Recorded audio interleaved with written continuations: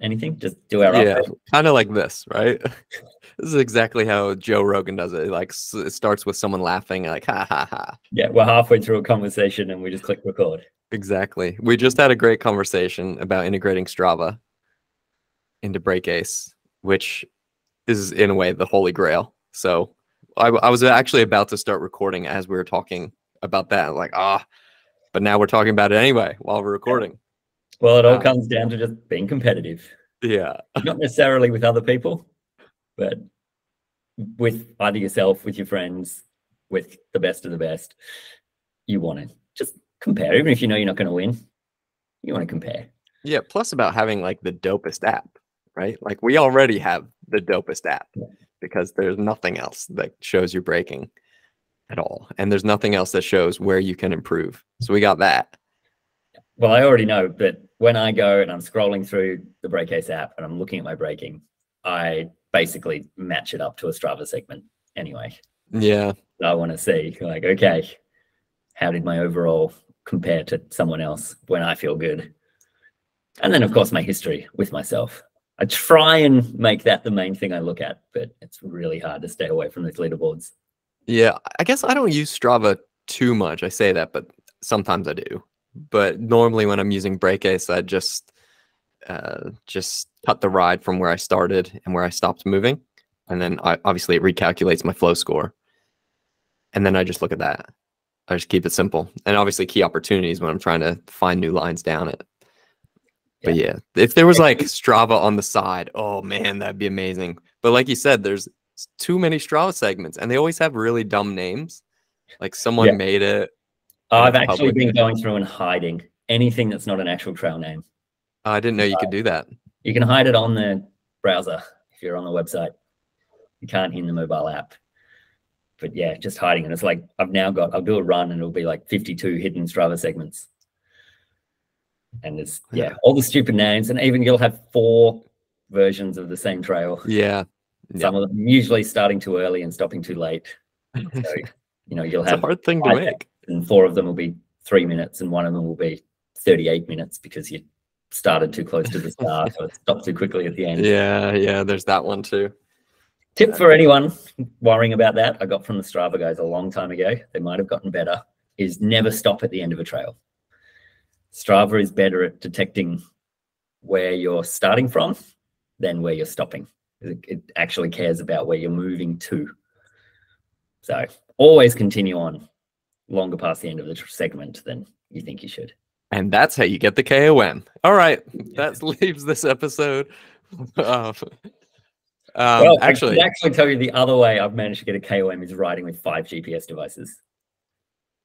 What do they like? Have a variation of 6 seconds on the same run, same time. Just because I was testing. This is while developing head units, and I had a couple of the ones I was working on, and then some others, and I just needed to be comparing how they all looked. And in the end, it was like, hey, sweet, KOM. And I was like, oh, I also got 6 seconds slower in that. All on your same account. Yeah. That makes you the local legend, actually, by proxy. Yeah, well, Strava doesn't allow you to upload rides that start at the same time. If you are recording multiple and you don't want multiple to go onto Strava, you just start them all straight away. Okay. And automatically just choose one. But if you want to be the local legend, want to compare them, you just deliberately wait a couple of seconds before you start each. Yeah, okay. Some Strava hacks here. We'll have to do a Strava Very episode. much a sweaty techie problem to have. Most people don't have this issue. Well, I know one issue you have because it's coming up this weekend. First race of the year. Yeah. My first race. I missed the last one, but... Oh, right. Is this one on your local trails? Yeah, so this is the only one that actually happens in Perth. Okay. So we travel around Western Australia. Last year, it was massive, the distance. We're talking thousands of kilometers, stages. We still actually get that a bit. Most of our trails are south of the city. We have one round that's east and one round that's north. But this is the only one, actually in Perth. So it's my local trails, but it's also probably a lot of people's of the competitors. Yeah. It's also an interesting one because you get a lot of people racing that don't normally. A few of the sort of mid-pack racers that quite enjoy racing will actually skip this round because, well, it's the local trails. We ride all the time anyway. And then you'll get people that are just like, oh, sweet, I get to try this racing thing. Mostly in the like under 15s, under 17s. Mum and dad can actually get them to the race. Yeah, that's a huge problem, man. So we're looking at probably 500 people. Oh, cool. Oh, that's pretty good, actually. Across, I think it's 7 stages. So some categories don't do all of them. We do things a little different for our enduro. So this is enduro racing. It's a little different here than most, where we don't actually have a fixed order of going through the stages. It's just go to a stage, try and get to the one with the shortest line, get through it. Because everyone races on the same day. We have a staggered start, but it's just, it wouldn't be practical to try and get everyone to go in order for the amount of people we have. And sometimes they can be pretty short stages as well. We've done stages that have been a minute long. Yeah, so you could be waiting up top for like 45 minutes if everyone goes on a set time. Yeah. And you race for 1 minute. And then yeah, I would and assume you end up, you've got a crash that closes the stage for a while. Everyone's waiting for 3 hours to do a 1 minute stage. Yeah. I remember the early days of enduro being like, you wait a long time, hours at some stages. Which is, so this round being the local trails, but they're also brutal. It's pretty exposed. So mostly that means you don't realize how fast you're going because you're in the open away from trees. And then suddenly you're on big, sharp rocks, super sharp rocks. It's rough. And yeah, people probably push a little harder than they should. It's rock hard clay with loose gravel on top that I'm always talking about. So yeah, you can end up with quite a few stage closures throughout the day. Okay. We want to try and this year hopefully all is smooth. Keep the air in the tires and keep the rubber side down. You don't end up on the dirt. Yeah, I was racing here a couple of years ago. It was when my bike had fallen apart. New one hadn't arrived. I was borrowing a mate's bike. Didn't get to practice much. I went upside down in a rock garden. I went upside down in a tree. So yeah, I've got a history. Okay. Well, what we're going to talk about today is pre-riding. Getting ready to race. Yeah. So pre-riding is weird because especially if you have 7 stages and like here in Rotorua, we would have 6 stages and I ride from home to go do them. And you end up with a 50K day on a trail bike with like 2,000 meters of climbing, that's what enduro should be, really. But man, I feel for people that have to come out the day before and they don't know what the trails are and they have to go pre-ride them. So not only do you like get, like, that's a big day. You get pretty tired. Well, just you got to remember it. Enduro World Cup, first 2 rounds have happened. Both are in Tasmania. Very different rounds. One massive height, one massive kilometers.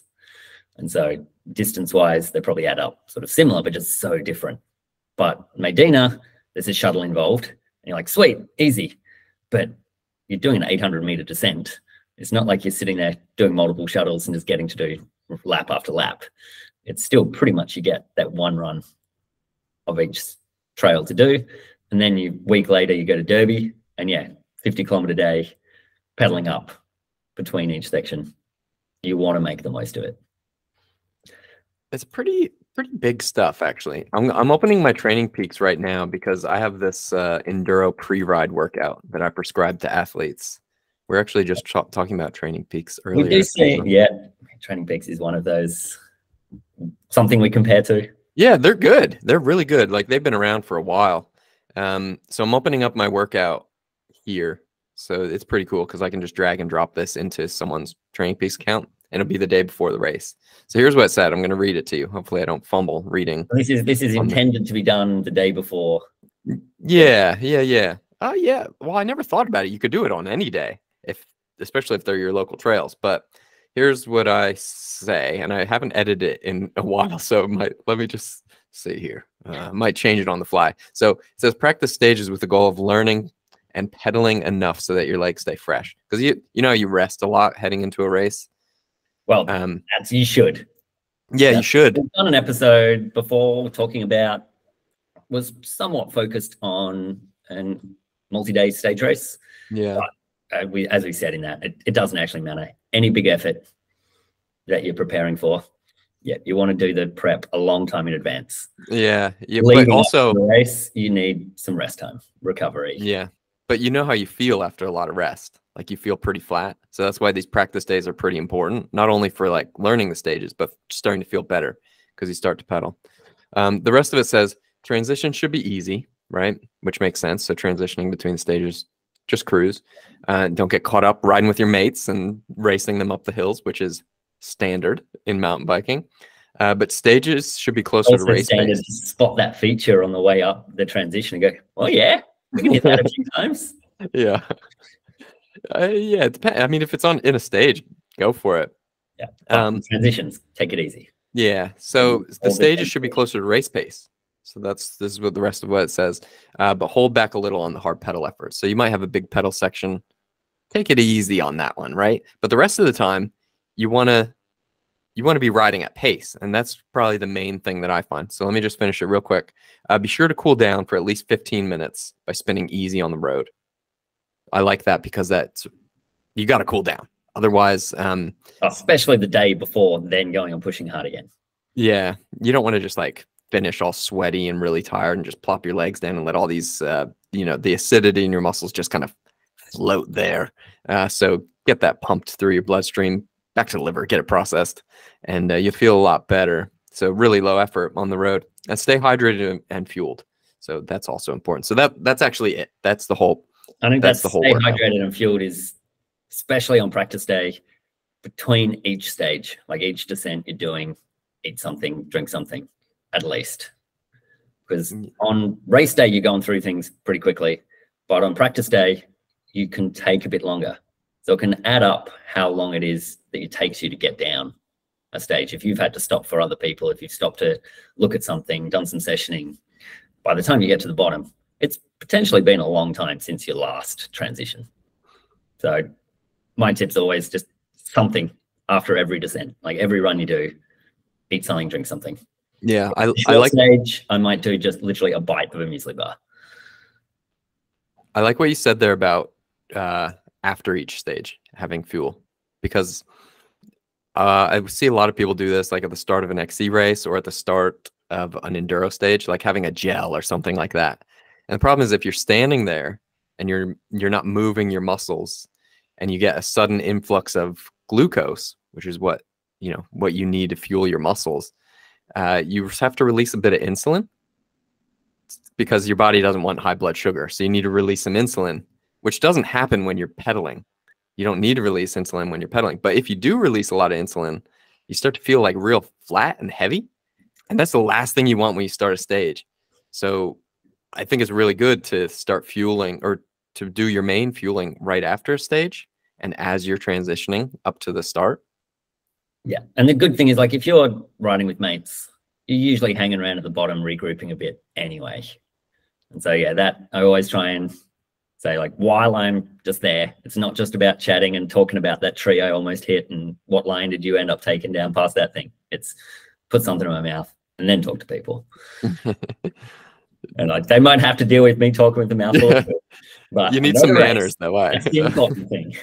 Yeah. How about transitions, though? Like, when you're riding back to the start of the next stage, do you ever get caught up, like, you and the boys, and you start, like, you know how it goes. Yeah. You start pedaling, everyone's talking, and next thing you know, everyone stops talking because you're going too hard. No one wants to say anything. A couple of those younger guys decide to get in front.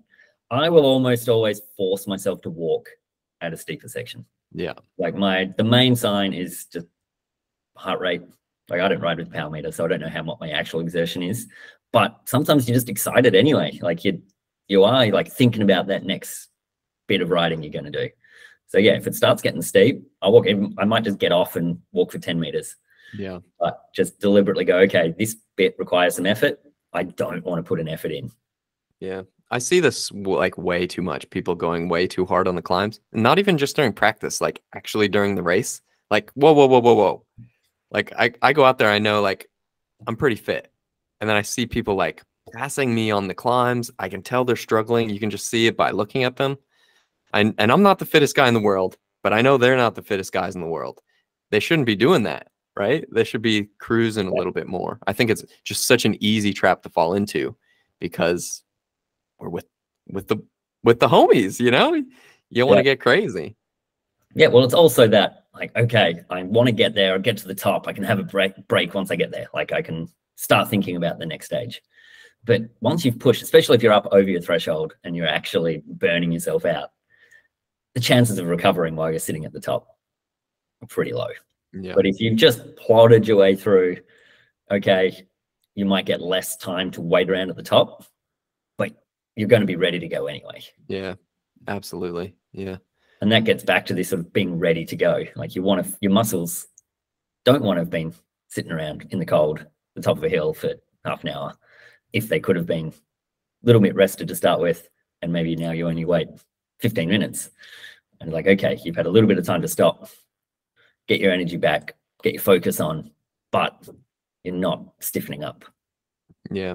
It's funny you mentioned that because I remember this race I did down in South Carolina, I think it was. It's called Cranksgiving. And it was one of those where we had to wait ages until the next stage started because someone had crashed or it wasn't ready or something, like hours. So we're just sitting there. Everyone's just sitting there. I felt amazing on that stage, you know, and I was freezing cold, but my legs felt incredible. I don't know what to attribute that to, but it's like one of those things, like, you never know what the old legs are going to do. So you give them a good chance by not making them real tired, and you'll hopefully get what you want out of the old legs because you're going to need them. And it's also the thing of, like, maybe if you're at a race that has a chairlift or a shuttle going up, decide when is the best time to get up there. Like, do you go up and do a bit of a ride around at the top rather than sitting on a chairlift in the wind and then being up there and, okay, I don't know when I'm starting. Like, if you've got a set start time, yeah, going for a ride, literally riding in circles, can be a good thing. Yeah, I always found that's like sprinting. Just moving. It's a good time to because obviously the most important part of racing an enduro is going down the hill, and we know that braking is really important for going down a hill, and we know that dirt varies and traction varies. So I find that it's a really good chance when you get to the top of the hill, and if you are waiting and you do end up riding in circles, is a good chance to just practice stopping. Like, so pedal hard or ish or get some speed and stop as fast as you can. So where's your traction? Where are your limits? I think we might have talked about something like this in one of our recent episodes. That's a good time to try it, even if it's just like a different kind of dirt. So you're not having to think about it. Program it. Yeah, you're just keeping that feel for the dirt because it does vary. Yeah, but even just that feel for riding a bike. So I've done that before. Like I said, our races here, it's basically mass start. And so often it'll be, okay, the first stage is allocated. You have to do this stage first. And so I remember being down at the bike park racing where we had shuttles all day except for the first stage. And so everyone got sent off at the same time. And I was like, well, it's a big push up the hill. I haven't done any riding down here this morning. I'm not ready. So I just went to the skills area and rode some rollers into a berm.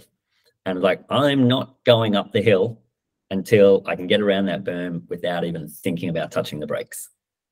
It took me half an hour. Like, this is before the race. And like, okay, you don't really want to be doing much pre-race. However, I still went riding for half an hour, but at no point was I pushing hard. It was purely that getting used to that style of trail, how they built the berm and the dirt, what the grip was like. And then pushed up, got to the start of this stage, and there was still a line. And so there'd be people literally just standing in line for that half an hour. Well, by this point, it was probably 45 minutes. And so I actually went and took some photos, people riding, and then went up and rode, and I was like, okay, I'm feeling good. I haven't really pushed, I've used a lot more effort getting up that liaison than riding around in the skills area. I was like, yep, I'm feeling good. I'm switched on. My only focus for this, so the first stage was super steep, super loose, no actual berms. Just, they'd been built with berms and they're just blown up. Like, bull dust did not exist at all. Straight down the hill, weaving through some trees. I was like, okay, I know I'm feeling good. I'm just going to get down this stage, keeping my feet on the pedals and flowing. And I actually managed to win that stage. even with all the riding beforehand. But I'd say because of that riding beforehand, every single other person had gone either from up the hill to straight racing because they wanted to stay ahead of the pack, or up the hill, stand around in a line. But do you think it could be that you won the stage because you focused on flow rather than like racing? Yeah, I think that definitely, especially on that stage. Like it was a reasonably new trail, and yeah, so it had just blown up. There was very little support. It's like if you really pushed, you just end up having to fight to get up above a tree that you'd been caught low on. So a bit of it, but I feel like the flow could happen because I was warmed up. Yeah. Okay. That makes sense. Like, and maybe also your mindset changed because you weren't like hanging out with everyone just talking crap at the start, waiting and getting annoyed and things like that. So big combo there. In that flow state. What's that? I was in that flow state. Yeah. And yeah, but I think that is part of, so obviously that was a bit different because I had a lot of variation. Like I could choose when to start, but still that, yeah, just letting yourself pick a routine that works, that lets you ride. I think that's the big thing about pre-riding, is preparing yourself. Okay, practice day, you go up there and do it, but how are you then starting your race day? And so every stage is going to have different challenges.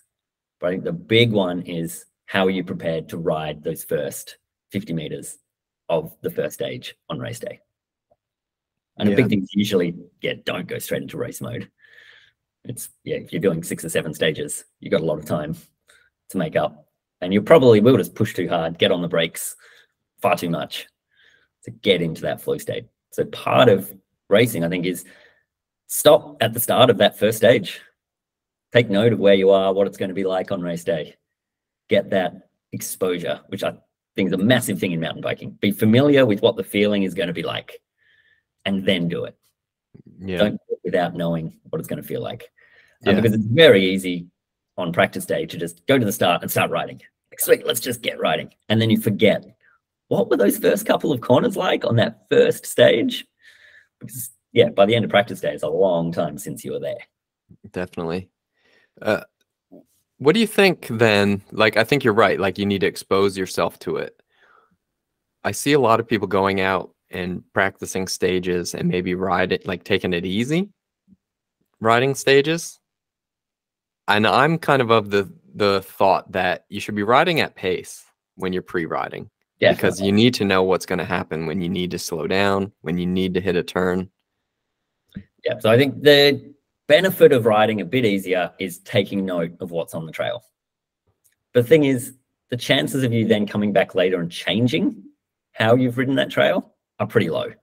By that first time you've ridden it, you're already programming in the line you want to take. And so the big thing, I think, is how you stop and session things. So you want to ride at pace, and if something confuses you, like it might not even catch you out, you just might get to a section and go, wait, what? Rock there, corner there, tree, wait, what? Go back, look at it, and then when you session it, start from further up the trail.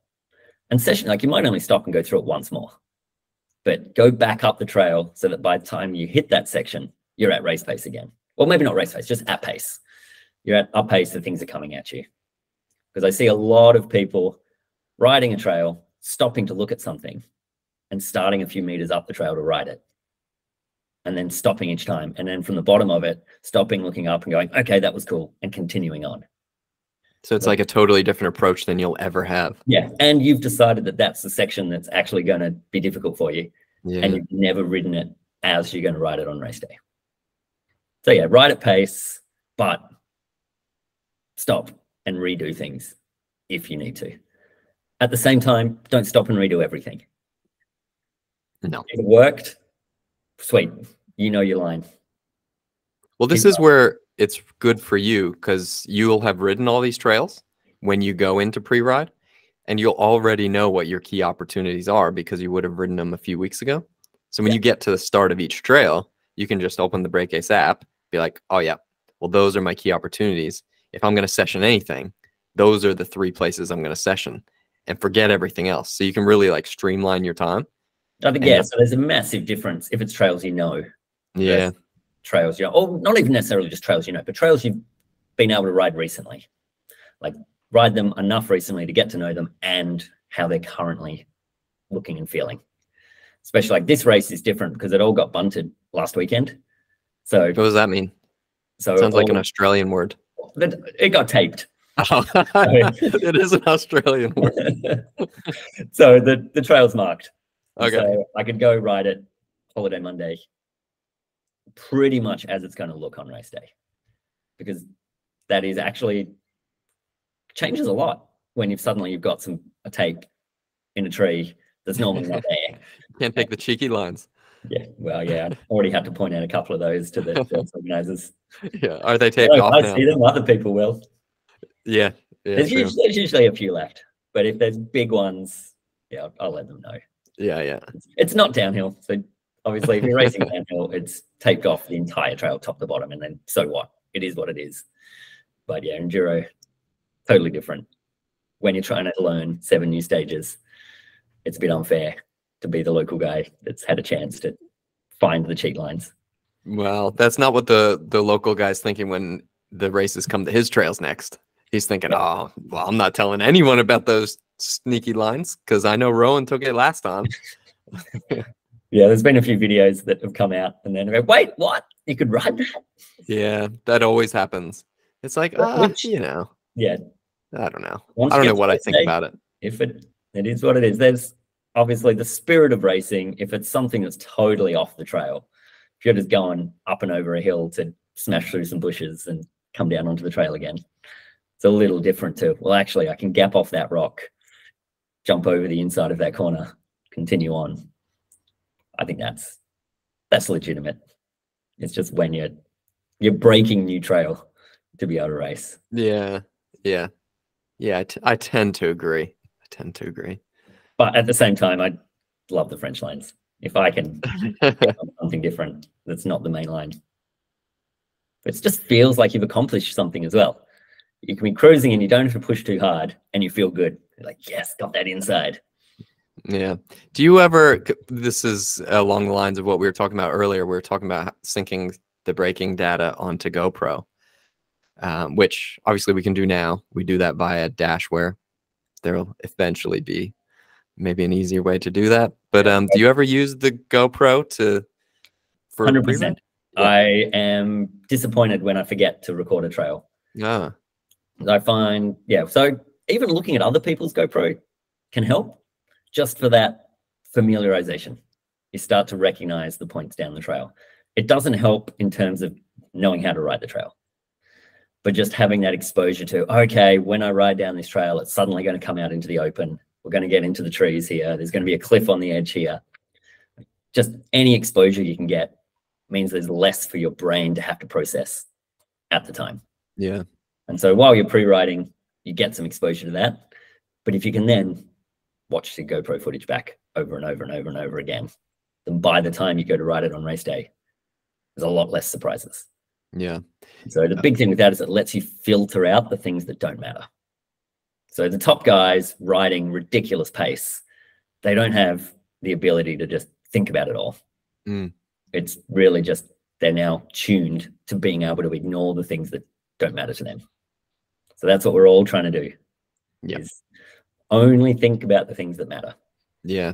Which, key opportunities, right?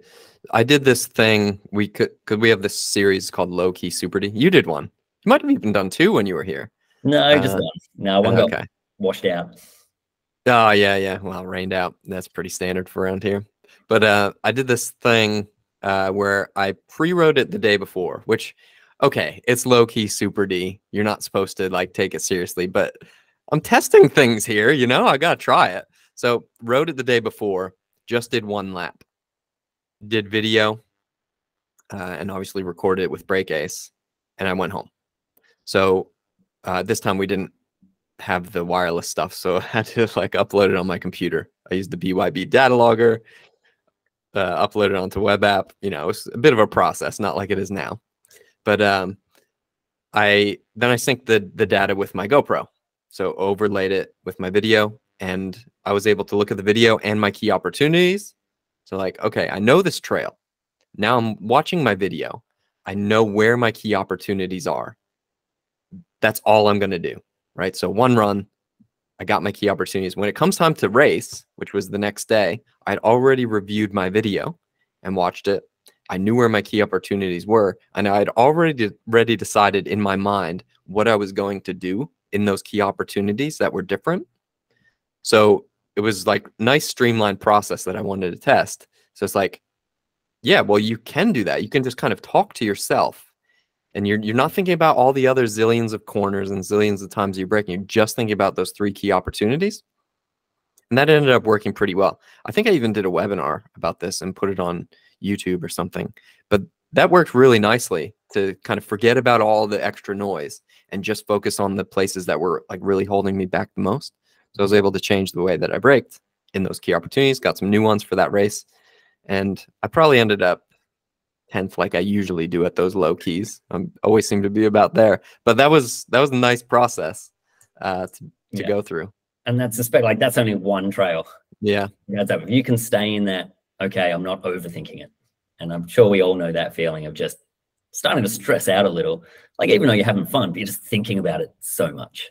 Okay, what was on this trail? And there's a big difference between like visualizing the entire trail, because that's something you should be able to do if you've done a decent amount of practice, is visualize the trail. A lot more, again, downhill especially, that's the point. You should know exactly how to ride that trail. But you shouldn't be thinking about every detail, how you're going to get around every corner. Because if you're racing, you know how to ride a bike, whatever level you're at. Like you ride at your level, you get down the trail. But what we're talking about is, okay, I can get a better result by staying relaxed, not overthinking, just focusing on those key opportunities. Yeah. Obviously with the BrakeAce, that's easy because you get told this is where you should focus. These are your key opportunities. But even without the BrakeAce, it's the same thing. And it's not necessarily the trickiest points on the trail. So this is the thing I see with a lot of people practicing, is they'll just go and spend a bunch of time in that rock garden that they get hooked up on every single time. I'm like, if you're going to get hooked up on it every single time, it's not going to change in your race run. Just ride it the way you ride it. Know where else you can actually ride better. So that might be, a simple little left-right squiggle that if you remember it's there, you can just ride in a straight line. And you haven't had to adjust your skills, your commitment. It's just the preparation. Know that it's there. Be prepared for that. Think about that one thing. And then, okay, what's the next one thing down the trail? Not what's the next corner? What's the next corner? What's the next rock? What's the next rock garden? The next tree? The next corner? Instead, go, okay, I know how to ride. I'm just going to ride my bike. Yeah. Except for these important points. And alongside that, like not focusing on these really risky high-speed maneuvers that, you're kind of rolling the dice. Tell me about it. There's a feature I want to race this week, and there's a line that I was looking at last year, and now we're back, and I'm looking at it again, and I just really want to ride it, and I've never ridden it any other time. And part of me just wants to hit it on race day. But how do you feel about that, like hitting a line for the first time on race day? I've had some success doing that. Yeah, well, it depends on the consequences. So this line has serious potential for destroying the rear wheel. If you land short, there's some very jagged, very wheel destroying rocks. And so the run out, okay, if you get on the right line, definitely super fast. But if you don't quite commit enough, you can go wider and get around, and it's not too bad. But in this case, it's that if you're going a little slow, there's definitely consequences. Yeah. So I'd say in general, you never want to hit something for the first time on race day. But I also wouldn't rule it out. Yeah. It depends why you're not sure. Like big hits is something you probably don't want to hit for the first time on race day, because you're also going to be a little more fatigued, especially mentally, during a race than you are normally.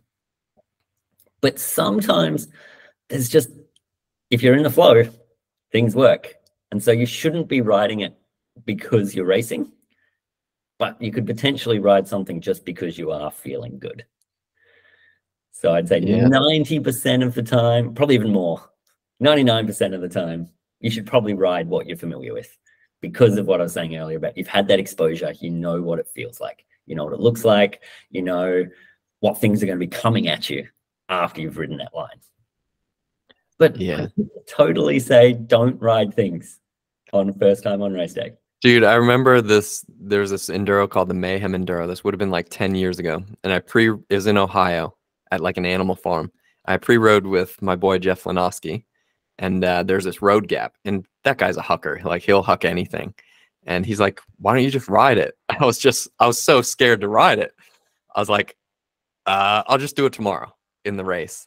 And I was up all night just sweating it, just thinking about this road gap. I was like, oh my God. And, you know, I think it was the first stage or something. Not sleeping for this one feature that might gain you 3 seconds of time. Yeah. But, you know, a bit of pride. And that's the big thing. There ended up being a few gaps in that one. The end one was a creek gap, which I also didn't ride. I think I walked through the creek to not do it, but then I rode it in the race. And I just remember getting to this road gap. I'm like, I'm just going to do it. I know what to do. And I did it, and I rode the rest of the stages just fine. But you know, I've been successful riding these like actual features that are real features in a race and waiting until the race to do it. I think the thing though that I wouldn't want to do is choose a sniper line and be like, yeah, I'm pretty sure I can ride that. And take this like nasty huck through these rocks like you're talking about and hope for the best. That's probably something I wouldn't do. And I'd say it's not because of the feature, it's because of the run out. Yeah. If it's a feature that 100 people have been riding before you, there's a run out, and there's multiple run outs. Yeah. Like there's somewhere to go. And it's going to be obvious enough compared to, well, if I got this sniper line, and if you do end up offline, then what? Where can you go? Do you have to slow down? Do you have to just stay off the brakes? Yeah, you won't know. So yeah, but it's also the question of why are you not keen? Because sometimes you just don't have the skills because you haven't had the experience of what that's going to feel like. Yeah. Especially when it's wet or muddy, you know, there's some external factor that's making you doubt yourself. If you've never experienced doing a big road gap in the mud, even though you've done that exact same size gap before, you probably don't want to decide to do it on race day because there's so many variables. The speed you think you're going is different than what you probably are. The amount of speed you'll carry, considering now you've got all this mud stuck to the bike. The amount of like kick you'll get off the lip when it's all soft. And then the landing, same thing. How much grip, what's it feel like if you land in a big rut versus a nice smooth landing? So there's definitely this idea of, do you actually know what you're doing? Versus is it just your self-preservation kicking in, telling you don't want to do it? Yeah. Hey, you know, something that'd be cool when you do a pre-ride is like do full runs. Like maybe you'll have a few chances to do full runs at pace, right? Yeah. So that's my plan for race day this weekend. Okay. So we've got a pro stage. So I have to actually do a race run on the Saturday afternoon before race day on Sunday. Ah, cool. So it's changed this season that it's not part of the overall. It's not part of your time for that race. So the time you do that stage in doesn't matter because it's a bit more of just a something for the spectators. People can get out and see how people are riding. But they've decided you're going to get points for your position on that stage that go towards the overall. Okay. So it's just a fun thing if you only care about the one race, but essential if you're doing the full season. And so it makes pre-riding totally different because now I'm pre-riding for race day, but I have a race run in that same day. So I want to take that as a chance to do some top to bottom full runs because then I'm prepared to do that in that single race run. Yeah. What would be really cool to see is how your braking changes between practice and race. Because I don't want to share that. I know what it looks like. But because are you going to get worse in the race? And because this is something I've seen in myself, like where I start pushing harder, I'm pedaling more, I'm getting more tired. I just end up braking more and going the same speed. Yeah. Right. Between practice and race run. If I can adapt that, because I know that's what I've seen in the past. Mm. I've done the races with BrakeAce on. I've seen my brake data and it's not necessarily a whole lot of braking, like hard braking. It's just a whole lot of braking that I didn't do before. Yeah. So, sort of medium braking, pretty short braking, but then often followed by pedaling. That's the big thing that just, I don't want to pedal. Why am I pedaling? I didn't have to pedal when I practiced this. So yeah, pre-riding. So yeah, I'll see if I can get a couple of data sets of pre-ride, practice run, top to bottom. Yeah, cool. Top to bottom, that'll give us something to talk about on the next podcast. We'll compare your racing to your practice and see how you look. Did you feel that your racing, the more you race, the less that's become a thing? Or do you feel like race day nerves is just always there? It's just something you've got to learn that you will have. I think what I find for myself is when I'm not confident, I end up trying to push harder, which means I just brake more. So if I go into it and I don't focus on the outcome, I focus on the process. Well, I know what to do. Ride smooth, brake smart, brake effectively. And since I'm looking at that stuff all the time, always riding, well, you know what? Don't throw fatigue and extra pedaling into the mix when you know you can ride smooth without all that. So if I'm feeling confident and I've been riding a bit, I can focus on that confidence and focus on just following the process. If it's been a while, well, maybe I'm feeling less confident and I do it wrong and end up over braking and going slower in the race run. But it happens more than people think. Do you remember your first ever mountain bike race? Yeah. Yep. I'm assuming it's that same story. When was it? Actually, so my first mountain bike race was Hibernia Spring Bash in the year 2003 in Hibernia, Pennsylvania. And I was so focused on, it was an XC race because that's what I did. But I was so focused on like not blowing up that I walked up every hill. I guess you did have a plan. I did have a plan. It was the wrong plan.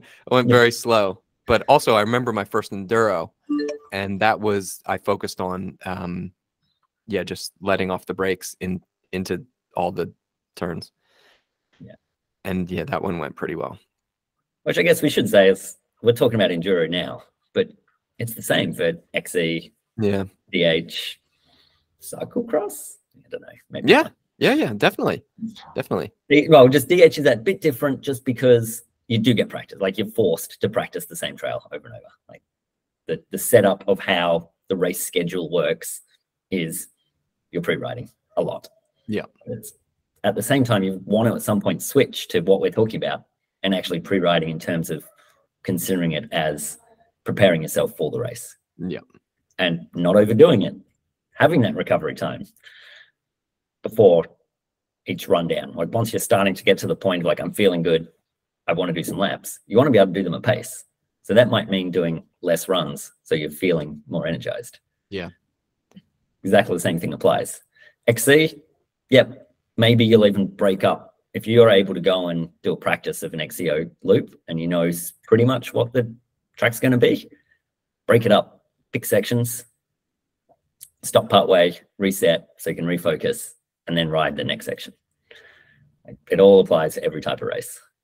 Yeah, and you know, lines you take when you're at speed are different from lines you take in practice. And cyclocross is the worst for this because you'll see the lines form during practice in cyclocross that are all inside lines. And you don't take inside lines when you're racing because you're just coming in with too much speed. So practice can be done much more effectively in every kind of cycling. Yeah. So, yeah. But that's also doing the practice, knowing what the trail looks like, because it will change by the time you get to the race. Or even during a race, cyclocross and XCO, it's like every lap, something might be different. So you want to focus on the trail, not just the individual. Like, okay, there might be a rut there that you're using and you know that rut's there, but you want to know what that corner looks like regardless of that rut, because maybe it won't be there next time, or someone would have blown it out, or there'll be a new inside line that maybe you can take at speed. That's the tough part of racing. Yeah, it sure is tough.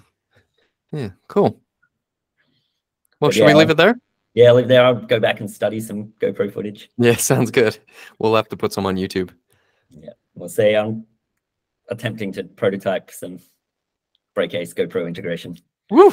I say product priorities change very quickly when it's a race weekend. Things that were low priority, suddenly it's like, well, I think we need this feature because I need this feature. Yeah, sweet. Well, we'll see how you go then. And good luck at the race. Cheers.